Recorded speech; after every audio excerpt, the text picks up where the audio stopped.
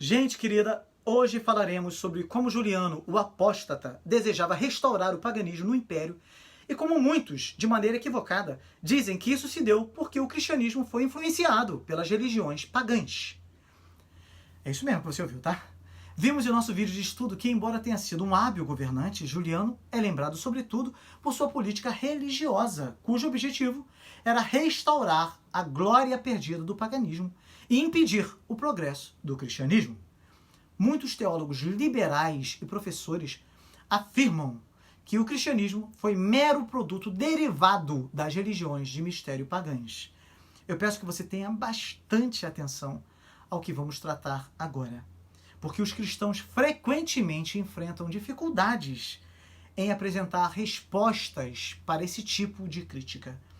A primeira coisa que precisamos saber é que as religiões de mistério foram as mais influentes nos séculos que precederam, guarde, precederam o advento de Cristo. A razão de esses grupos ficarem conhecidos como religiões de mistério encontra resposta em suas cerimônias secretas, somente conhecidas por aqueles que se iniciavam em tais religiões. Esses cultos não representavam, obviamente, as únicas manifestações do espírito religioso no Império Romano. Isso no Oriental, Império Romano Oriental. As pessoas daquela época também podiam optar por cultos públicos que não requeriam qualquer cerimônia de iniciação que envolvesse crenças e práticas secretas, como a religião olímpica grega e a romana, por exemplo. Cada região mediterrânea produziu sua própria religião de mistério. Fora da Grécia surgiram os cultos que se desenvolveram posteriormente, tá? Tributados a Deméter e Dionísio, assim como a Orfeu. A Ásia Menor concebeu o culto a Cibele, a grande mãe, e ao seu amado, um pastor chamado Atis. O culto às deusas Ísis e Osíris originou-se no Egito, enquanto a Síria e a Palestina viram a elevação do culto a Adonis. Finalmente, a Pérsia, no atual Irã, foi o principal local para o culto de Mitra, que, devido ao seu uso habitual da imagem de guerra, proporcionou uma atração especial aos soldados romanos. As religiões de mistério gregas mais antigas foram religiões estatais, na medida em que atingiram o estado de um culto público ou civil e serviram a uma função nacional ou pública. As religiões de mistério posteriores, não gregas, eram pessoais, privadas e individualistas.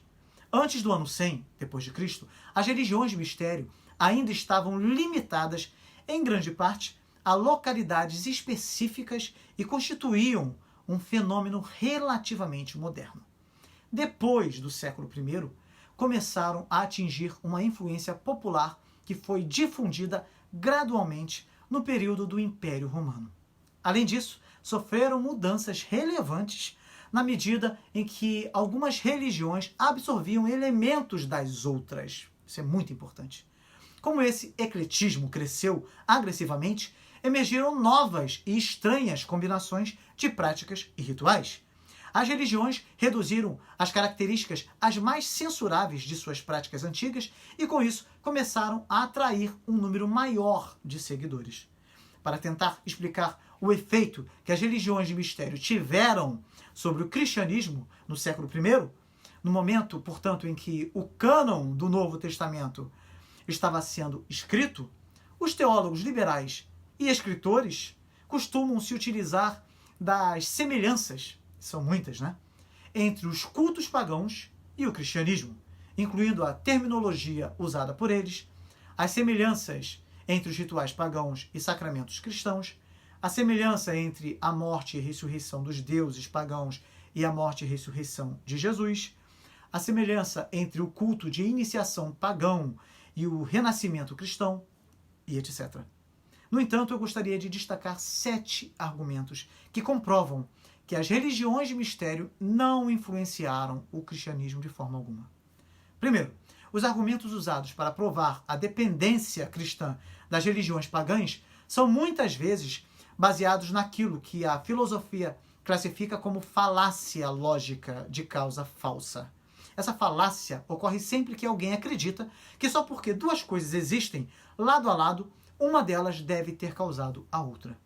Como deveríamos saber, a mera coincidência não prova conexão causal, nem a semelhança prova dependência. Segundo, muitas das alegadas semelhanças entre o cristianismo e as religiões de mistério ou são grandemente exageradas ou são fabricadas.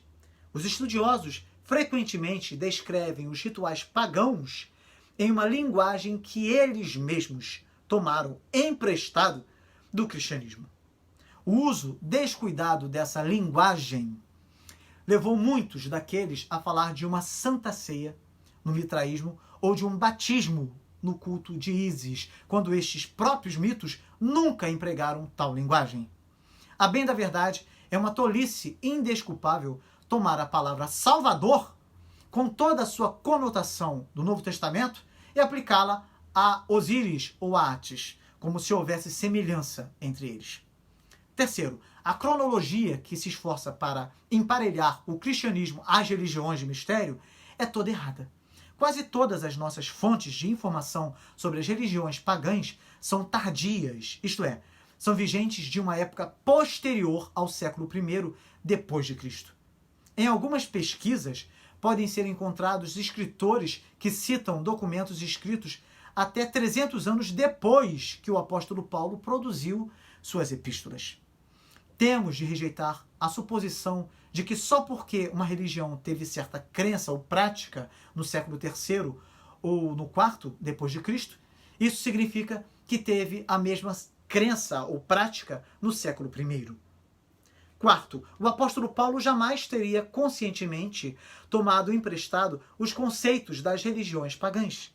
Todas as informações que temos sobre Paulo tornam isso altamente improvável. O apóstolo sempre fez questão de afirmar sua rígida formação no judaísmo. Se algum outro, ele cita, se algum outro cuida que pode confiar na carne, ainda mais eu, circuncidado ao 8º dia, da linhagem de Israel, da tribo de Benjamim, hebreu de hebreus, segundo a lei, fui fariseu. Filipenses 3, versículo 4 e 5. Paulo advertiu os colossenses contra toda sorte de influência que pudesse conduzir o cristianismo ao sincretismo. Tende cuidado, disse ele, para que ninguém vos faça presa sua por meio de filosofias e vãs sutilezas segundo a tradição dos homens, segundo os rudimentos do mundo e não segundo Cristo. Colossenses 2, versículo 8. Quinto, diferentemente das religiões de mistério, o cristianismo primitivo tinha uma fé exclusivista. Um homem poderia ser iniciado nos mistérios de Ísis ou Mitra, sem que isso afetasse suas crenças anteriores. Mas se esse mesmo homem fosse recebido pela igreja cristã, de acordo com os escritos de Paulo, teria de abandonar todos os outros salvadores a fim de servir somente a Jesus Cristo.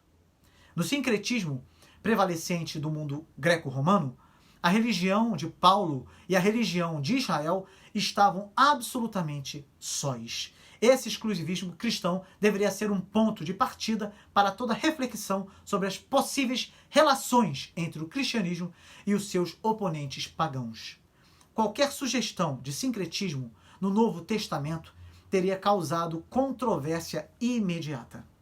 Sexto, outro ponto distinto entre o paganismo e o cristianismo é que os eventos do cristianismo aconteceram historicamente. O misticismo dos cultos de mistério não aconteceram dessa forma. Seus mitos não passavam de histórias dramatizadas pelo iniciado a respeito daquilo que experimentava. Seus eventos não eram reais, como Paulo considerou a morte e a ressurreição de Cristo. Essa afirmação histórica do cristianismo não encontra paralelo em qualquer religião de mistério pagã. Depois desses 6 argumentos aqui citados, poucos motivos de comparação podem permanecer em pé. Mas ainda há um 7º argumento muito interessante que comprova que as religiões de mistério não influenciaram o cristianismo. Como asseverou Bruce Metzger, não se deve assumir, sem postura crítica, que as religiões de mistério influenciaram o cristianismo, pois isso não só não era possível, como também é mais provável que em certos casos a influência ocorreu na direção oposta.